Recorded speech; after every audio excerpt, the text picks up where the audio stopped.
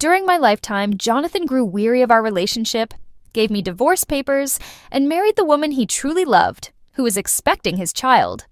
On the day of his wedding, I perished in a car crash, but Jonathan spiraled into madness after my death. Eventually, I was resurrected. Jonathan claimed that I hadn't been involved with her. I intend to prove it by presenting phone logs, vehicle records, and surveillance footage of my daily movements. He pleaded desperately, asking if we could reconcile. I declined. When I once cherished him, he had grown tired of me. Now that he genuinely offers his affection, I no longer desire it. Jonathan habitually attempted to kiss me goodbye, but I smiled and avoided him. His expression darkened. He became distant. What other way could he cause trouble? I had already apologized regarding Olivia. I smiled softly and explained, "I'm not trying to cause any issues. I just have a cold and don't want to pass it on to you." Jonathan stared at me. "Olivia, if you're worried I'll betray you, keeping me isn't the solution, you know." I looked up at him, laughed heartily, and responded, "All right, go to work. Olivia is still waiting for you." Jonathan's face darkened. He slammed the door and left. I maintained my smile, then went to his brother, Alex's room, and gently asked, "Are you hungry? Let's go downstairs for breakfast." Alex, who was standing by the window, turned to face me. His dark, composed eyes softened slightly as he nodded. "Sure." As Alex and I went downstairs, Jonathan called me again. "Olivia, I'm sorry for drinking with Sophia and coming home late the other night. I was just drunk. Nothing happened. This is my third apology. Please stop being immature and causing problems." Understood. I handed the milk to Alex, feeling nothing inside, even finding it somewhat amusing. I knew nothing transpired between them now, but I was also aware of what might occur in the future. Having died once, this was my second chance at life. In my previous existence, I watched Jonathan and Sophia grow closer, cried, shouted, and tried to intervene, but I couldn't do anything. I could only witness Jonathan becoming increasingly distant, spending more nights away. Eventually, he handed me divorce papers when Sophia became pregnant. On their wedding day, I sought out Jonathan to change his mind, but was involved in a car accident. In the emergency room, with my last bit of strength, I tried to call him. He didn't answer. Sophia did, with a triumphant tone. "Please, don't interfere with my husband. Stay away from married men." In despair, I threw the phone away, losing all will to live. As I closed my eyes for the final time, feeling pain and cold, lying alone in the hospital, my parents were abroad. Everyone attended Jonathan's wedding. The doctors informed everyone except Alex, the neglected illegitimate child, who rushed to the hospital to say his final goodbye. I remember him whispering softly in my ear, "Don't worry, I'll avenge you, even if it means dismantling the entire family." I glanced at his face, once handsome but now filled with resentment. I couldn't thank him and reluctantly closed my eyes. My deepest wish before departing was that if given another life, I would never love Jonathan again. To my astonishment, my wish was granted, and I was reborn. When I regained consciousness, it was the night before. Jonathan and I had our first argument because of Sophia. They went out for dinner after work, got intoxicated, and returned home late at night, smelling of perfume. I created a scene, crying incessantly, while Jonathan merely massaged his forehead impatiently, saying he had been drunk and Sophia took care of him for a few hours. This is when I returned. Reflecting on my past life, I was certain that at this point, Jonathan and Sophia hadn't begun their relationship yet. I had the chance to prevent it, but I kept silent, quietly wiped my tears, grabbed the blanket, and went to the guest room to sleep, ignoring all of Jonathan's knocks on the door. I recalled the vow I made in my previous life. If given another chance, I would never love Jonathan again. I didn't care how things unfolded between him and Sophia. I could even disrupt them. This new life was challenging. I didn't want to be caught in a love whirlwind. I wanted to live for myself and repay the last person who had supported me. Alex and I were having breakfast at a cafe. He kept his head down, revealing a portion of his slender neck, his dark eyelashes obscuring his deep eyes, making his expression hard to read. Since he was brought back home, he had been silent and reserved. They ostracized his background. Almost no one remembered him except me, bringing him gifts on holidays and sending him medicine when he was ill. A small effort that led to a final farewell. It was worthwhile. He inherited a small company from the family that was on the brink of bankruptcy. I noticed he struggled with sleep, often waking in the middle of the night to drink water. Seeing his pale face and dark circles under his eyes, I thought to myself, since you're not looking well, maybe your company is struggling. Do you need help? I can invest. My parents are overseas, and I manage all the industries in our country. In my past life, I graduated from a prestigious university, but invested all my efforts into Jonathan. However, Jonathan disliked me being in the spotlight.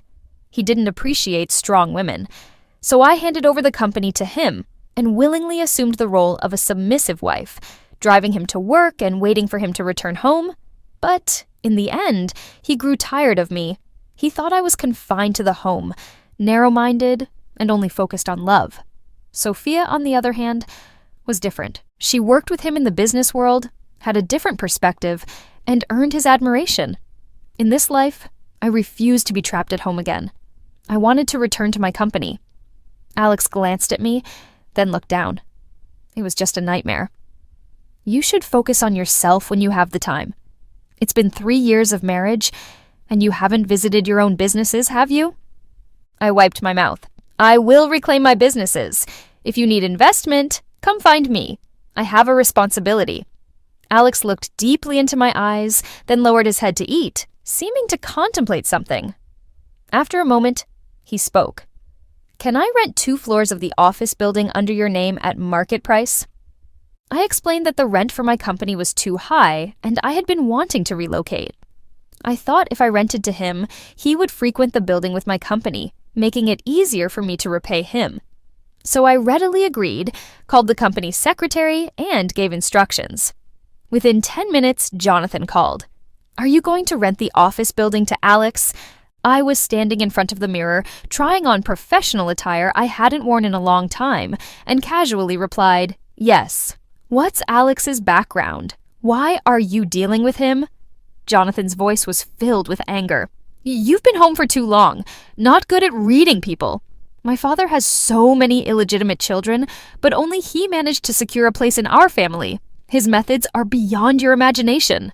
He ordered me, just stay at home. Don't get involved in business matters. Go buy a bag, some clothes, pamper yourself. I chuckled.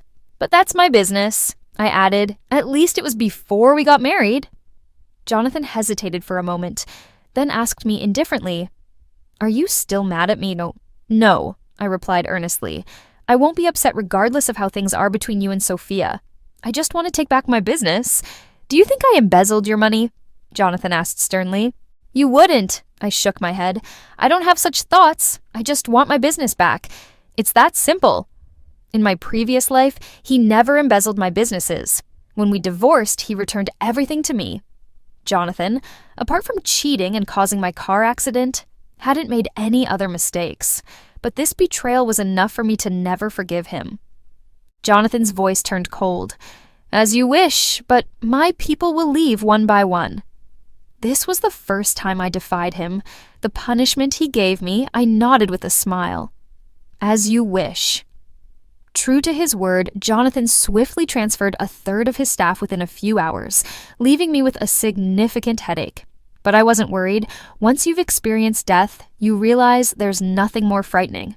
During the transition, his employees advised me that the company was more stable under Jonathan's management. You should relax at home and wait for him to bring back the money. I politely gestured, saying, I wish you all the best. I remained unmoved, irritating Jonathan. He called, Don't challenge the field you're not suited for. You're just a pampered pet rabbit. You should stay at home being cute and carefree. While reviewing the company's financial statements and noting key points in my notebook, I laughed. What about Sophia? How can she support you in the business world? He retorted, She's a cunning fox by nature. I reminded him slowly, Sophia and I were classmates in college. I was academically superior to her even in school. I even recommended her job to you and me. Perhaps Jonathan didn't realize that the cute and carefree rabbit he imagined me to be also possessed courage. Hence the saying, a rabbit kicking an eagle. In the past life, I used that courage to face death. In this lifetime, I'll use it to face life. Late that night, Jonathan returned home at 1 a.m. He smelled of Sophia's favorite perfume and a hint of alcohol. I was sitting under the light, reviewing reports when I casually said, "Take a bath before sleeping?" Jonathan's eyebrows furrowed coldly. "Why aren't you causing a scene tonight?" I stretched lazily. "I have other things on my mind. Business dinners are normal, right?" Jonathan stared at me as if unfamiliar with this new version of me. He seemed to still expect me to cry and ask for explanations.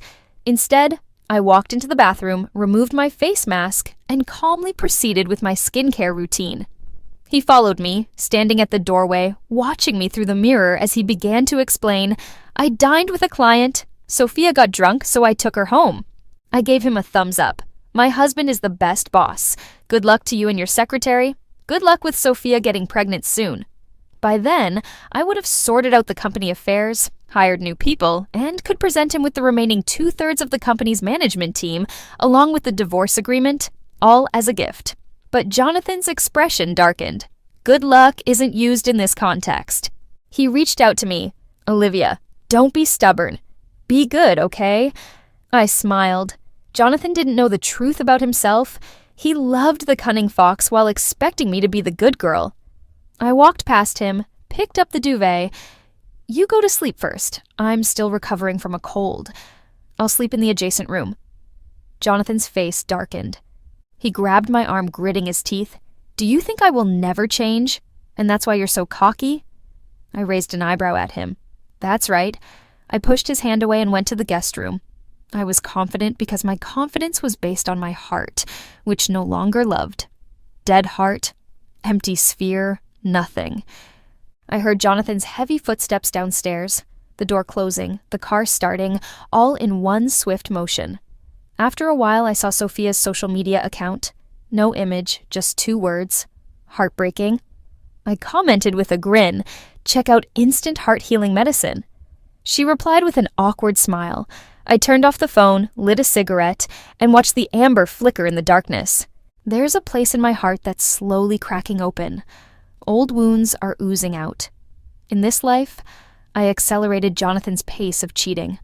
I once hoped that in a different life, things would be different. But nothing's changed. He's still heading towards Sophia right under my nose.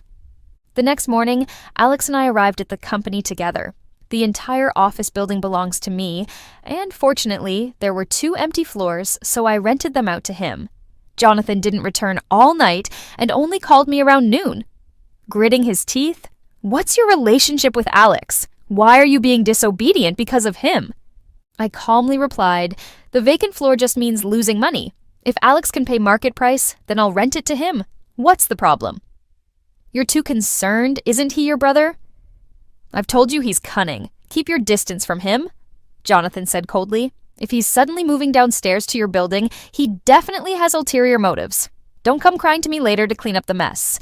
I politely smiled and said, "All right, thank you for the warning. Is there anything else, Jonathan?" "Olivia, when will you stop being unreasonable?" Jonathan was close to losing his temper. My patience had limits. Glancing at Alex, who was eavesdropping nearby, I gestured for him to leave and chuckled. "Honey, real unreasonableness looks like this. Where were you last night?" "Show me the car's GPS. Your call records." Jonathan fell silent. After a while, he sighed and reluctantly told me to behave, then hung up the phone. I sighed too. In my previous life, his subtle actions drove me to the brink of insanity, and I once pushed him to the limit like this. I still remember the disdain in his eyes. He said Sophia would never inspect him like this. He claimed that even if something happened between him and Sophia, it was because I forced his hand. Now, I don't investigate anything about him, but he doesn't seem too pleased either. Alex sat across from me, took a sip of tea, and said, "You're unhappy." Trying to force a smile, I replied, "Corals aren't supposed to make you happy." Alex lowered his gaze and concealed his emotions. He said, "I have ulterior motives towards you." I shrugged it off and casually asked, "Do you?" Alex suddenly looked up, his dark eyes reflecting my figure. Yes, not holding back. I smiled and said, "What do you want? Tell me and I'll offer it to you." I remember wrongs and, more so, kindness. The past life's gratitude must be repaid in this one. Alex quietly sipped his tea, not saying a word, but with a slight attractive smile on his lips. In the following days, I was so busy that I'd return home around 10 every night, but Jonathan returned even later than me. I didn't bother with him, just locked myself in the guest room and went to sleep after freshening up. Jonathan seems to be in pain. I'm your wife. I should be sleeping with you. I've caught a cold. You've had a cold for 2 months. Jonathan suddenly exploded. I'll show you the call records. I'll show you the car records. I'll show you the tracking of my daily route. I even copied the surveillance footage of Sophia's house for you. He's exhausted. Let me in, okay? I didn't open the door. When I needed him, he found me annoying. Now that he offers himself, I'm not interested. Jonathan slept outside my door all night with bloodshot eyes. The next morning, he looked at me intently, not missing any expression on my face. Have you stopped loving me? I gently stroked his face and smiled. Don't overthink it. I just have a cold. In a previous life, I might have been moved, hugged him, and cried bitterly. But in this life, I just quietly watched him storm off after slamming the door. Having died once, people can become more ruthless. Jonathan didn't come home for several days. Sophia called me, concerned. What's going on between you and Jonathan? He's been so down lately, always calling me to drink late at night. I stared at the files on the computer and asked her several business-related questions. Sophia is competent at work, so why not utilize her skills? Sophia was puzzled by my response. You care more about your company than about the fact that Jonathan isn't coming home? She implied something. He always calls me to drink and constantly complains that I am immature. Aren't you afraid of being replaced in the long run? Perhaps by me, right? I stared at the computer absent-mindedly and asked. Sophia paused. I just can't bear to see Jonathan in pain. I just want to comfort him. I smiled and repeated her words from a past life verbatim. Please refrain from bothering my husband. Keep your distance from married people. Sophia was speechless. She didn't say anything and hung up. I stared at the computer for a while. In this life, I still couldn't handle Sophia's provocations. The crack in my heart began to ache again. It turns out that in this life, one can still remember the pain from the previous life so vividly. At the peak of my pain, Jonathan called Sophia, saying, "Did you misunderstand her earlier and even scold her?" I nodded and waited for Jonathan to explode. In a previous life, I was incited by her, scolded her harshly, and then Jonathan exploded, calling me ignorant and vulgar. But now, Jonathan smiled as he said, "Olivia, you still care about me, don't you?" He smiled contentedly. Not arguing back is equivalent to admitting. I nodded. Okay. Things that the company have settled down recently. With the help of my parents, I found some reliable people, and Alex even lent me a few highly capable executives. With the company in good shape, it was time to clarify some things. As it approached closing time, I packed up and prepared to go to the restaurant Jonathan had reserved. Alex suddenly came upstairs and saw me reapplying lipstick. While looking at me, he said, "Jonathan is downstairs with a bunch of roses and a sports car." I know. I closed the lipstick and said, "I'm having dinner with him tonight." Alex lowered his head and inquired with a puzzled expression, "Have you made up?" "No, I need to discuss something." Alex shook his head. With his hands in his pockets and deep, unreadable eyes, he asked, "Do you still have feelings for Jonathan?" "What's that? You want relationship advice?" I chuckled. Alex also laughed with a hint of mystery in his smile. If one day I become an enemy of Jonathan, will you hold a grudge against me? I had already guessed some of it. Alex's dealings in the capital market couldn't avoid Jonathan's industries. As he spoke of them, his tone became increasingly indifferent, devoid of any affection, openly and shamelessly cold. Wolves are bound to hunt sooner or later. I raised a finger to my lips and said, "Don't tell anyone about this. I'll act like I haven't heard." In the split second as I turned around, Alex's barely audible voice reached my ears. You can never imagine why I'm going after him. My hearing is sharp. I heard him. I turned my head in confusion. Why? Alex smiled faintly at me. I said it was because I had nightmares. Do you believe that? A ludicrous excuse, but I still nodded. I do. Because in his eyes, I saw not only my shadow, but also deep-seated unease and fear. It must have been a very terrifying dream. Downstairs, Jonathan stood by the sports car with a huge bunch of roses, attracting the attention of passers-by. They all looked at me with envy, but I felt it was unnecessary. When he first pursued me, he was sincere, passionate, and willing to bare his heart and soul. Everyone said I would be very happy, and I thought so too. But then he cheated. I died. The past moments of tenderness turned into smoke and dissipated. I took the flowers, threw them into the car, and said, "No need to spend so much. It's just for show." He put his arm around me. I dodged and got into the car. I saw the disappointment on Jonathan's face, but pretended not to notice.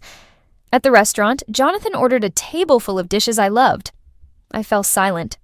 In a previous life, when I wanted to reconcile with him, I once invited him to dinner here. In the same spot, he inadvertently ordered a table full of dishes Sophia loved. It broke my heart. We argued, but he didn't admit it. After that falling out, Sophia got pregnant. Now sitting in the familiar place, looking at the table of dishes catering to my taste, I couldn't eat. There was a vague ache in my heart. I knew it was the naive girl from the past crying in my heart. Jonathan sighed. "It seems like we haven't been out together in a long time." I nodded since you met Sophia. A hint of embarrassment flashed across Jonathan's face. I really have nothing with her. It started with admiration, but then it was all just to make you jealous. He reached out his hand and covered mine. His palm was warm, just like before. Unfortunately, I'm not the same person I used to be. I pulled my hand away, sighed, and said, "How nice it would have been if you had said that in a previous life." "What?" Jonathan asked in confusion. I stood upright. "It's nothing." "I wanted to talk to you about something today. I have something to say as well." Jonathan said, "Olivia, I want to pursue you again." I interrupted him, "But I want a divorce." Jonathan was stunned, seemingly not understanding. He even asked me with a smile, "What did you say?" Leaning forward, I said, "I want a divorce, Jonathan. I want to divorce you." Jonathan hesitated and seemed to retreat. I leaned forward again, saying, "Jonathan, we don't need to continue. I've drafted the divorce agreement. If your people at my company need it, I can return it to them." Furrowing his brows, Jonathan took out a cigarette, lit it, took a deep drag, remembered it was a non-smoking restaurant, and put it out. He took a deep breath and asked with a slight frown, "Is it because of Sophia?" I hesitated. It made some sense. After all, in my previous life, Sophia's pregnancy led to my divorce and subsequent car accident. Jonathan saw my hesitation, slammed the table heavily, and growled, "I really didn't touch her. I just wanted to see you in a fuss." Confused, I said, "But you don't like me fussing, do you? Did you have a mental breakdown in the last life? Or did you change in this life? I don't like you being hysterical, but damn, can't you have any feelings at all?" Jonathan seemed deeply hurt. I listened, puzzled. After a moment, something dawned on me. "No, it's not because of Sophia, Jonathan. It's all because of you." I coldly stood up, saying, "Tearing the agreement won't stop me from drafting a new one. It's useless, Jonathan." Jonathan stood up. "Let's go. Let's go back home." He didn't mention the agreement again, as if the whole thing hadn't happened. On the way home, he kept talking about things that might interest me. Luxury goods, clothes, handbags, jewelry, and fashion shows. But now I was only interested in my company. I didn't really understand what he was talking about.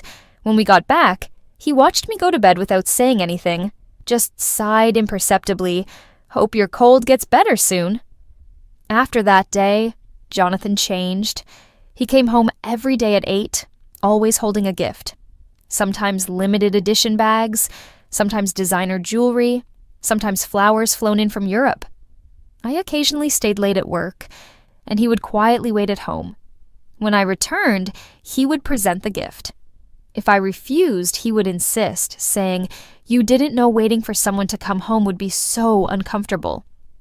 I lowered my head and said, "There was a time when I couldn't sleep all night suffering." Jonathan asked, "When was that?" I smiled at him and said, "It's a story from the last life." Jonathan thought I was joking, gave me the gift with a hint of pleading in his eyes. "Olivia, when will your cold get better?" I placed the gift on the couch and looked at him sincerely. "It won't get better in this life." Jonathan's eyes dimmed, but he forced a smile. "I don't believe that. I'll wait for you." I didn't say anything and went into the guest room. A few days later, Jonathan told me about an important cocktail party that required us to attend as a couple. I wanted him to bring Sophia, but Jonathan insisted that others were bringing their wives, and he couldn't take his secretary. Being in charge of my own company now, I understood the importance of networking. I also wanted to attend the cocktail party to make connections, so I nodded in agreement. That evening, I attended the party with Jonathan. Jonathan looked at me with fascination. "You look really beautiful." I just smiled nonchalantly. I used to devote all my time to beauty treatments and makeup, but Jonathan barely noticed. I was just wearing a gown and light makeup tonight, not as elaborate as in the past life, but he was captivated. Humans are truly strange and perplexing creatures. Alex was also at the dinner, raised his glass to me, his eyes seemingly bottomless, emotions unreadable, but he didn't bring a partner. I doubted if Jonathan had lied to me about the rule of having to bring a partner because even Sophia was there alone. Seeing Jonathan holding on to me, Sophia's eyes dimmed for a moment. Then she smiled and came over to greet us. "Jonathan, your wife looks lovely tonight." She bit her lip, looking at Jonathan pitifully, adding a touch of controlled forbearance. Jonathan gave her a fleeting glance, then quickly looked away and nodded. "Yes, she's beautiful." Sophia, forcing a smile, said, "Congratulations on reconciling with your wife." She continued, "Jonathan would come to my house drunk and chat about his wife all night. We haven't reconciled." I interrupted her. Sophia was taken aback, a flash of resentment in her eyes. I smiled and repeated, "No reconciliation. I'm here purely for business." "You can rest assured." I thought Sophia would be delighted, but she was rather regretful and angry, saying, "How many people love Jonathan, but I treat his love like garbage," not realizing the good thing was right in front of her. I turned to ask Jonathan, "Does your secretary have the right to speak to me like that?" Sophia also looked at him, her eyes full of pity and affection. "If I were a man, I wouldn't be able to pass this test. Sophia should be an actress." But Jonathan's face turned cold, and he scolded her, "This is my family affair. Why are you meddling? No, your place. Don't get involved in things you shouldn't." Sophia and I were both stunned. Jonathan looked at me again. "If you don't like her, I can make her leave the company. Even leave the city, never to bother you again." His gaze towards me was full of affection, but towards Sophia it was impatient. I should be happy because this symbolizes my complete victory over my rival after being reborn, right? But I couldn't be happy. I just felt indifferent. It was the same as my past life, only Sophia and I had switched places. Whether it was me or Sophia who was disliked by him, there was no difference. I couldn't be happy. I thought more about the bitterness of being rejected. In my past life, Sophia ran away crying, and Jonathan grabbed my arm. "Fanny, will your cold get better like this?" I lowered my eyes. How could it get better? It never could in this lifetime. Some things are irreparable, like a life. I shook my head. It won't get better, never will. Jonathan, stop dreaming. Let's get divorced. Jonathan was taken aback. His face gradually darkened. He pulled me to a corner. "Olivia, how could you doubt me when it comes to Sophia? What do you want from me?" I pushed Jonathan away, the accumulated wounds from the past bursting out at that moment. "I don't want anything from you. Just get a divorce. What you do with Sophia has nothing to do with me. I just want to leave you. Do you understand?" Jonathan pulled me back, gritting his teeth. "You're dreaming." He suddenly lowered his head and kissed my lips vaguely, proclaiming, "Olivia, you will never get a divorce in this lifetime." I felt disgusted. These lips had also kissed Sophia. Even if it was in a previous life, I couldn't forgive that. That's how petty I am. Without thinking, I raised my hand and gave Jonathan a hard slap across his face. The sound was clear and loud, causing Jonathan's face to swell immediately. I wiped my lips forcefully as if trying to scrub off a layer of skin. "Stay away from me!" Jonathan's face turned pale and then purple. Eventually, his eyes looked at me with a cold and indifferent gaze. He sneered. "Olivia, well done. No one has ever hit me before." He took a step back, his eyes fixed on me. "Since you don't want me, I'll show you that I can have anyone I want in my bed." With that said, he turned and walked briskly towards Sophia, wrapping her in his arms and leaving the banquet hall. I crouched down, tears inexplicably falling down my cheeks. I didn't know why I was crying, but the tears came without warning. I guessed it was the foolish girl from my past life who was crying. People started to notice me as I was the only one crouching at the party. Whisperers began to surround me. Some approached to inquire about my well-being, but I ignored them, just wanting to cry my heart out. Alex pushed through the crowd, walked up to me, and extended his hand, saying, "I'll take you home." With teary eyes, I looked up and saw his handsome face full of fierceness, just like in the past life. Memories from both past lives intertwined, and I cried uncontrollably. I grabbed his hand, letting him pull me into his arms. His voice was cold, as if suppressing anger.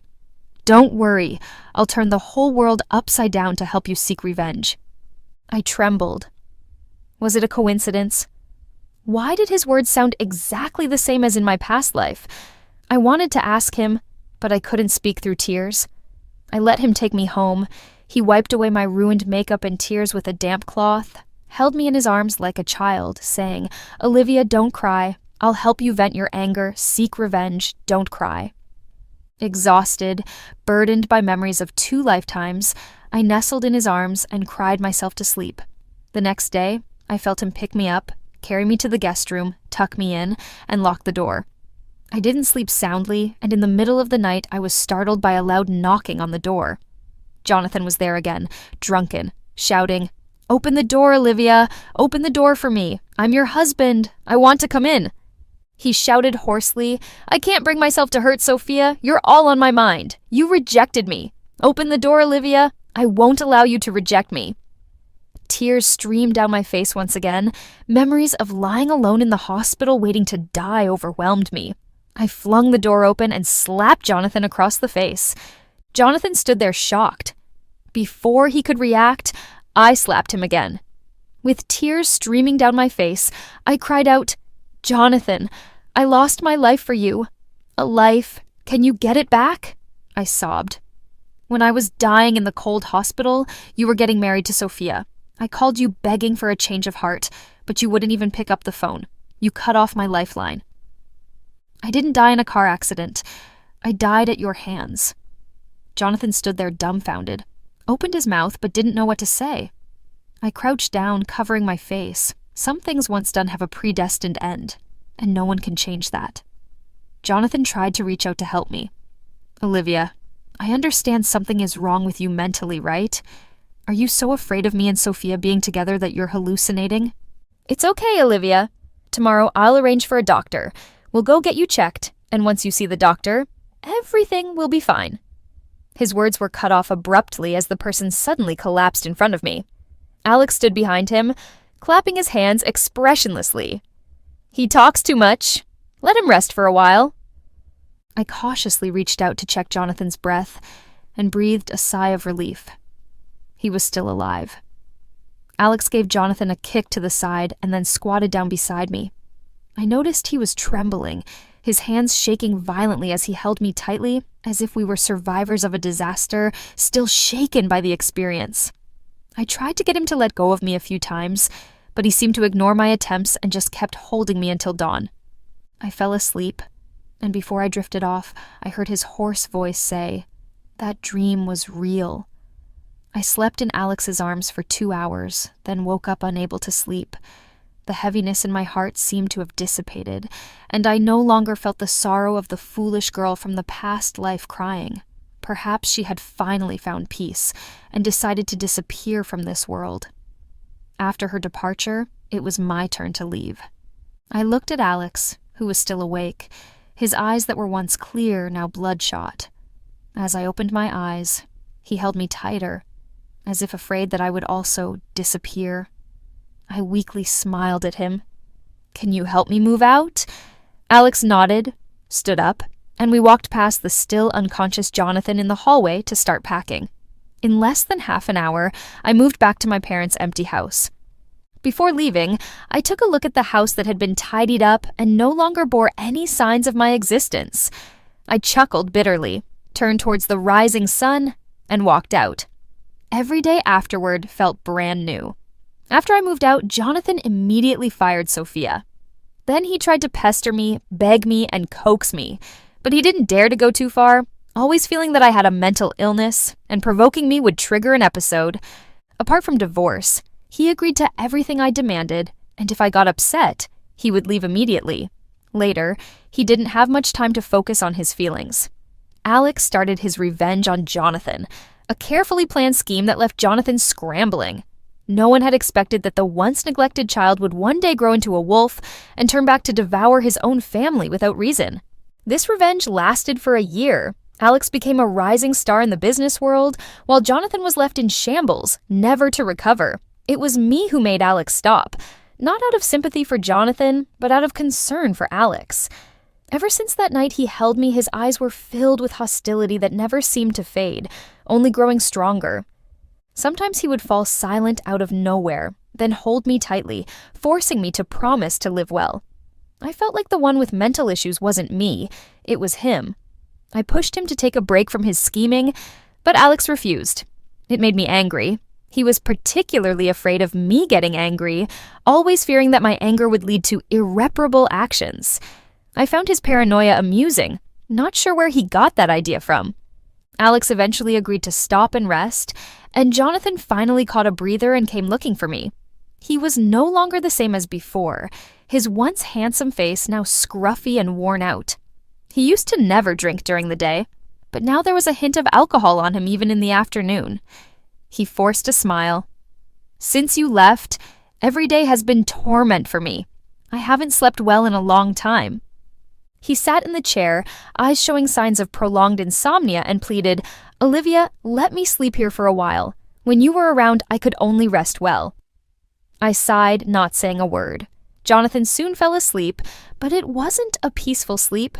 He seemed to be tossing and turning in his dreams, his eyes rolling beneath his eyelids, eyebrows furrowed fiercely. After a while, he grew restless and began sleep, talking. "No, stop, Olivia, stop it!" He even shouted, "Olivia, hold on, cooperate with the doctor. I'll come save you." He shouted for what seemed like an eternity.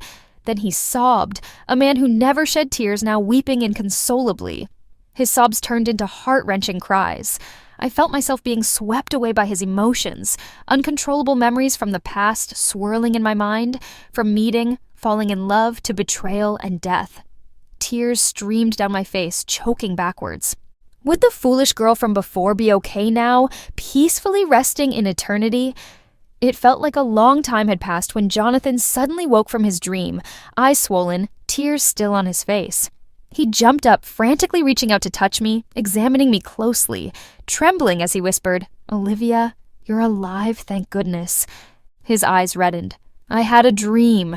I did something stupid in the dream, which made you leave." His voice was hoarse, tears streaming down. That dream was too terrifying. Suddenly, Jonathan paused. He stared at me in disbelief, trembling and hesitating as he asked, "I remember before you left. Did you say you risked your life for me, Olivia? Is that right?" Clutching my hand, he asked urgently, "Olivia, did you say you were reborn once? Or did I remember wrong while drunk? You said you had a second chance at life, right?" Knowing Jonathan for so many years, spanning 2 lifetimes, I had never seen him so cautious, each word spoken as if on thin ice.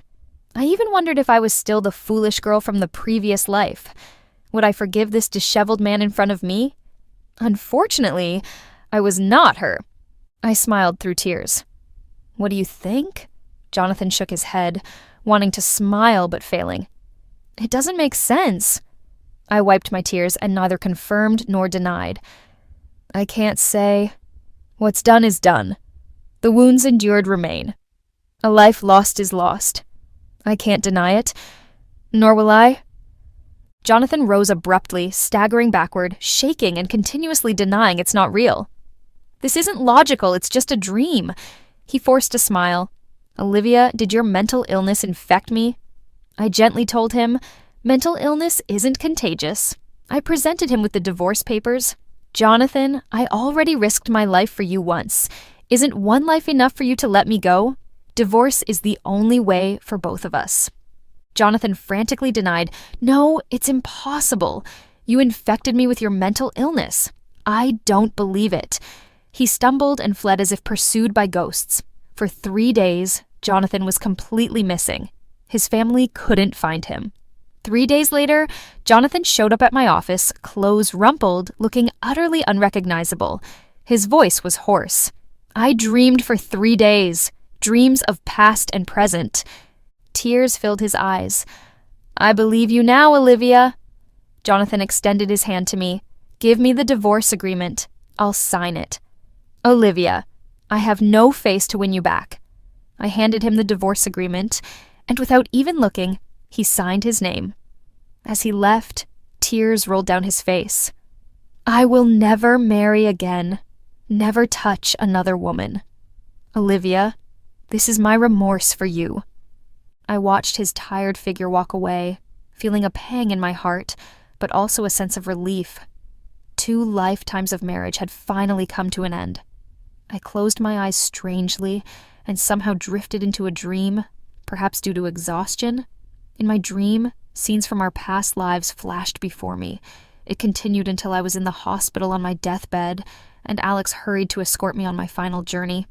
I thought my dream would end there as my life was ending, but it didn't. I saw Alex holding my cold body, tears streaming down his face. He gently wiped the blood off my face and whispered in my ear, when I come back for revenge, I'll tell you a secret. His tears fell on my face, cool and gentle. Later on, Alex began to retaliate against Jonathan, frantically destroying a prominent family to ruins, causing many to commit suicide or end up in jail. Jonathan, the head of the family, remained indifferent. Despite the collapse of his family and Sophia suffering a miscarriage due to the stress, everyone said Jonathan had gone mad. He searched everywhere for mediums, traveling the world to find someone to connect with my spirit. He visited every corner of his home country, then packed his bags for Nepal, India, Thailand, Mexico, and wherever else he could go. When his family fell and he ran out of money, he had to work odd jobs to continue searching for me. It took him 5 years to discover that someone had told him I had returned to the past. He started seeking ways to go back to the past. Another 5 years passed, and he had aged prematurely with silver hair. When Alex appeared in front of him, he coldly stated, even if you find her, would she be willing to see you? You killed her. Would you forgive the one who took her life? Jonathan was stunned. He sat motionless all night and gave up searching for me the next day. He became an alcoholic, drinking day and night, beset by illness. He was taken to the hospital but refused treatment, abandoning all hope. As for Alex, he buried me in a sea of flowers, visiting me daily no matter how busy he was. He too drank, and when he got drunk, he would weep in front of my tombstone. Olivia, do you know why I spared Jonathan's life? Because I also want to find you. I tried everything fruitlessly, so I had to rely on Jonathan. At least he, like me, hasn't forgotten you. Maybe if there's one more person in the world who thinks of you, you'll come back. He would murmur to himself in front of my grave, Olivia, when everyone else looked down on me, only you would smile at me, care if I had a fever or was hungry, sneak gifts to me, and feed me medicine. He said, I promise to tell you a secret. The secret is from the first time you smiled at me, I fell in love with you. No one smiles more beautifully than you. And so he kept watch at my grave for a lifetime, never marrying. When I woke up from the dream, exhausted and tearful, I rushed downstairs to find Alex but couldn't. I called him, Where are you? After a moment of hesitation, Alex replied, I'm in a garden. I hadn't heard of Alex visiting any garden, but a sudden intuition led me to the flower bed in the dream. I drove straight to the location and indeed found him amid a vast sea of delicate colors. His figure was slender, and his eyes seemed dazed as if he had just awakened from a dream. Without time to be surprised, he reached out his hand to me. "I just dreamed of you again." Still shaken, he continued, "In the dream, I watched over you for a lifetime here. I don't want to have that dream again." I placed my hand in his, letting him hold it, tears streaming down my face, and voluntarily asked, "Did you plant this flower seed?" Blushing slightly, he nodded and asked, "Why did you plant it?" "To show someone I like." "Has your loved one seen it?" Alex gazed deeply into my eyes, then gently pulled me into his embrace, saying, "She has seen it. She's right beside me." With a mixture of determination and a hint of nervousness, he added, "But I don't know if she likes me. Do you?" I nodded firmly. "I do." As I looked at his handsome face filled with incredulous joy, even his grip around my arms was gentle, afraid of hurting me. It was this careful man who had been tainted with revenge for me, toppling his own family for my sake across 2 lifetimes. How could I not like him? I murmured, "Alex, I've divorced Jonathan." I leaned against him. I heard his heartbeat quicken, his arms tightening around me, enveloping me entirely. "Olivia, can you?" I nodded emphatically. The next moment, he bent down and kissed my lips. Amidst the fragrance of flowers in shades of pink and yellow, we kissed passionately. The last chapter of the past life had finally come to a close.